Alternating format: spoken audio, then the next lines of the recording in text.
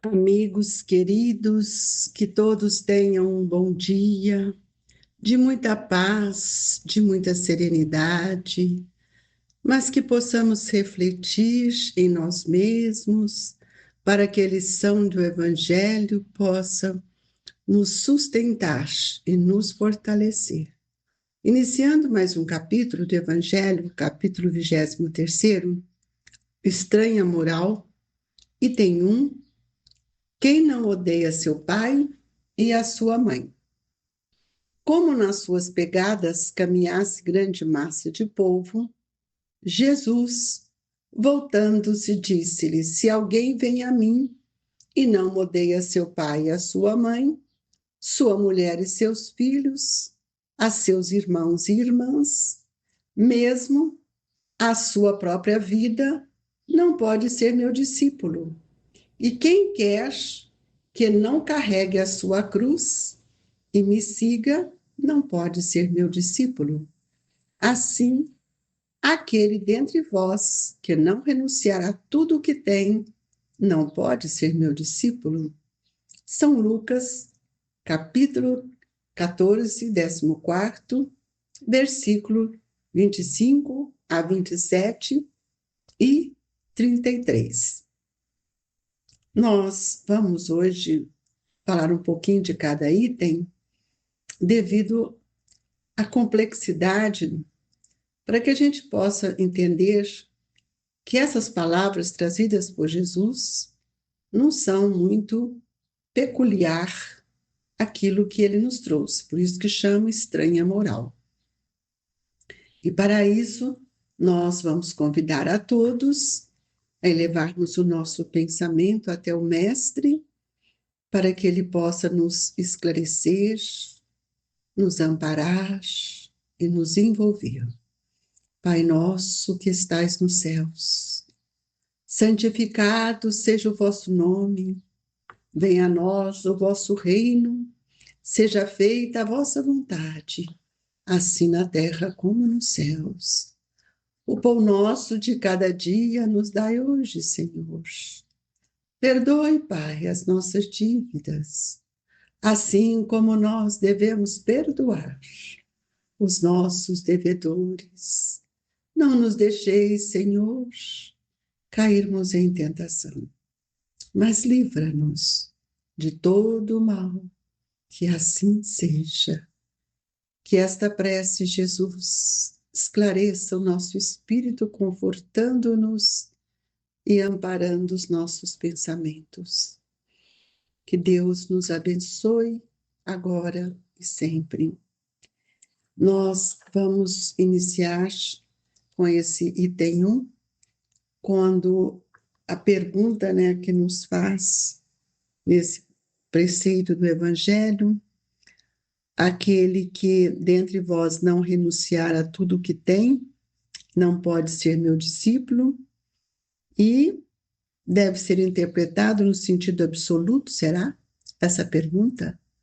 Aquele dentre vós que não renunciar a tudo o que tem, não pode ser meu discípulo.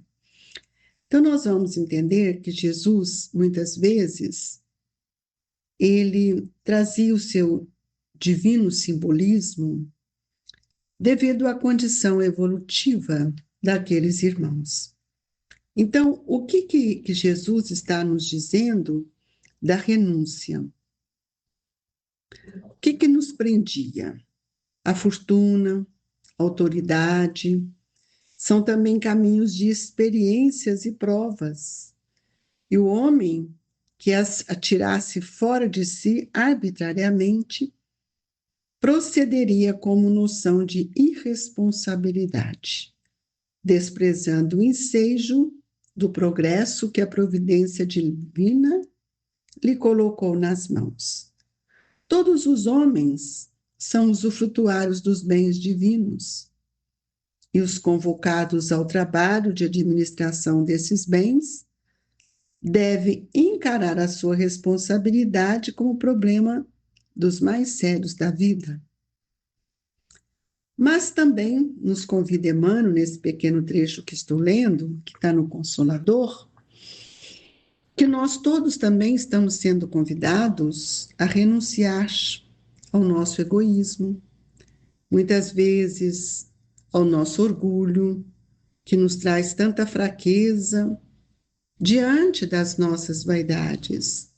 Nós precisamos aprender, amigos, especialmente nos dias que estamos vivendo, cumprir com as ordenações evangélicas, no sentido de reconhecer, acima de tudo, a grandeza de Deus, que é o que nos dispensa todo esse patrimônio moral que nós precisamos viver, para esse patrimônio real, para que nós possamos compreender o que é o patrimônio material e espiritual, porque muitas vezes nós temos envenenado as nossas ações por não compreender ou não interpretar verdadeiramente o sentido daquilo que Jesus está nos falando. Muitas vezes nós ficamos presos nas coisas dos homens, muitas vezes ficamos presos nas questões do mundo. E é por isso que no item 2, Kardec nos coloca: aquele que ama seu pai ou a sua mãe mais do que a mim, de mim não é digno. Aquele que ama o seu filho ou a sua filha mais do que a mim, de mim não é digno. Será, amigos, que Jesus referiu com esta fala para nós abandonarmos nosso pai, nossa mãe, nossos filhos? Porque se nós não fizermos isso, nós não seremos dignos do seu amor? Então, Kardec nos mostra que certas palavras, aliás, muito raras, atribuídas ao Cristo, fazem tão singular contraste com o seu modo habitual de falar, que instintivamente se lhes repele o sentido literal, sem que a sublimidade da sua doutrina sofra qualquer danos. Escritas depois de sua morte, pois que nenhum dos evangelhos foi redigido enquanto ele vivia. Lícito é acreditar-se que em casos como este, o fundo do seu pensamento não foi bem expresso. Ou, o que não é menos provável, o sentido primitivo, passando de uma língua para outra, há de ser experimentado alguma alteração.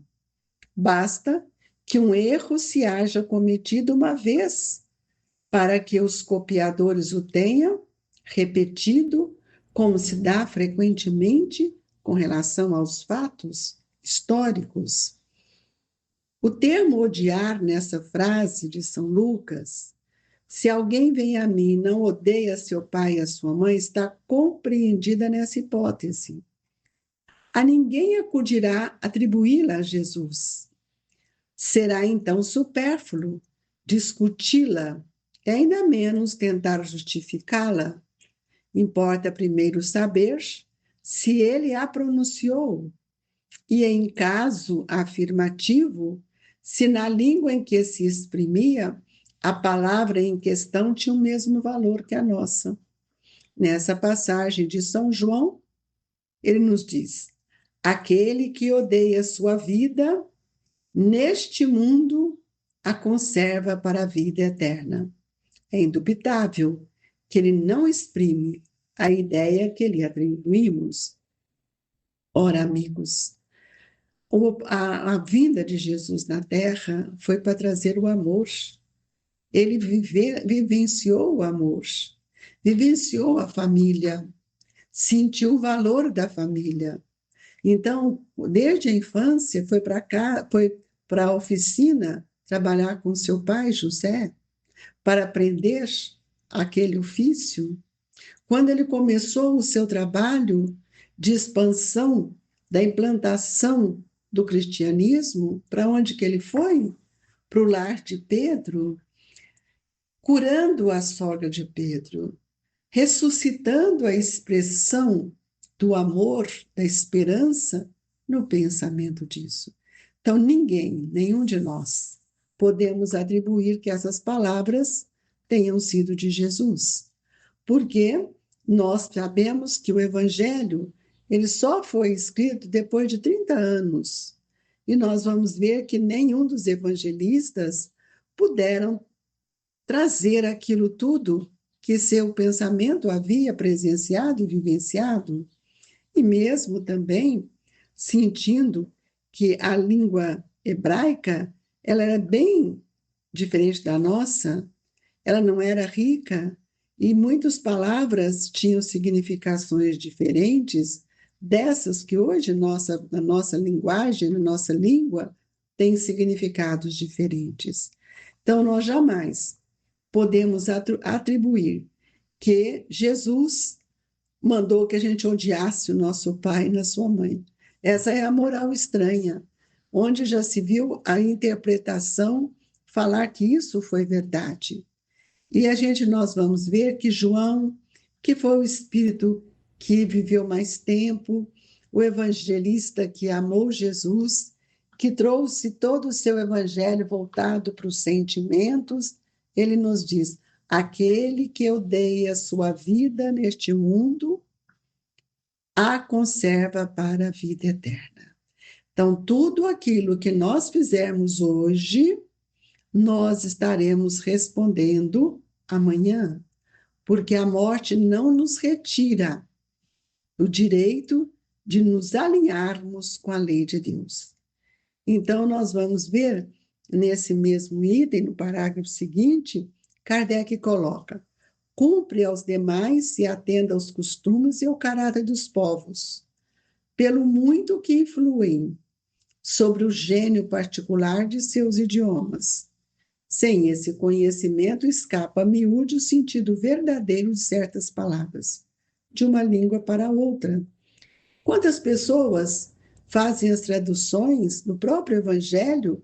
Cada um tem uma expressão diferente. Imagina naquele tempo que eram os copistas que copiavam, né? Nós vamos ver que os levitas, os escribas, os fariseus, cada um com a sua visão, a sua linguagem, como eles deturpavam as palavras de Jesus. E Kardec coloca aqui: pode envolver injúria ou blasfêmia e carecer de importância noutra, conforme a ideia que suscite. Na mesma língua, algumas palavras perdem seu valor com o correr dos séculos. Por isso é que uma tradução rigorosamente literal nem sempre exprime perfeitamente o pensamento, o que para manter a exatidão se tem às vezes de empregar não termos correspondentes, mas outros equivalentes ou perífrases. Então, nós vamos ver que todos nós precisamos entender que nós somos usufrutuários dos bens terrenos, dos bens divinos. Todos nós somos usufrutuários de tudo aquilo que Deus está nos concedendo, mas não somos proprietários dos bens terrenos.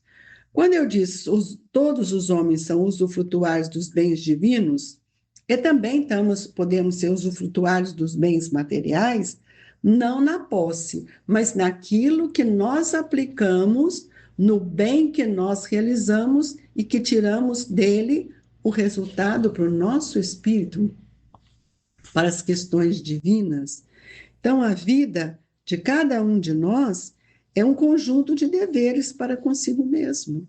Todos nós precisamos ver o que nós temos feito para com a nossa família, quais são a maneira como eu relaciono com o outro, quais são os sentimentos que tenho por eles, e esses sentimentos, eles vão se estendendo para toda a humanidade, porque nós vamos ter que caminhar para a fraternidade universal, mas nós reconhecemos que na pequenez de nossos espíritos e na fragilidade ainda da nossa evolução, não são todos que têm as mesmas obrigações, porque não são todos que se alimentam das diretrizes evangélicas, da plataforma do Cristo. Então, nós temos que eliminar as arestas desses temperamentos doentios que nós temos, muito particular a cada um de nós. E é preciso que a gente procure dia a dia a corrigir os nossos atos, nossos pensamentos, até mesmo o roteiro que nós trazemos ou traçamos para nós.